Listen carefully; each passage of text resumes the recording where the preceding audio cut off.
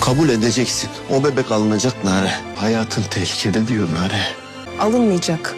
Çünkü yaşayacak. Ya seni kaybedemem ben. Benim böyle bir şeye rızam yok. Ben bunu imzalamam. Bir karşılığı vardır. Her yara, her acının Evet bak. Siz bizim... bir iz bırakır. Meryem teyzenin eski bir arkadaşı. Yakınımız mısınız? Ben Sen kaç yaşındasın Serhat? sen yaptın. Kaya'ya Kaya!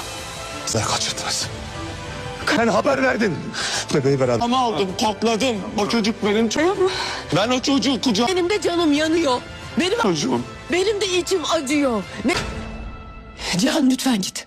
Hakkım yok mu? Hafta sonu anneyle çocuk atölyede olacaklar. Bağlantıyı kurdum. Hazırlıklarınızı yapın. المسلسل المدينة البعيدة الحلقة 59 الإعلان 2 الكل متشوق له. الأحدث نار وجه يصرخ خوفا لهب.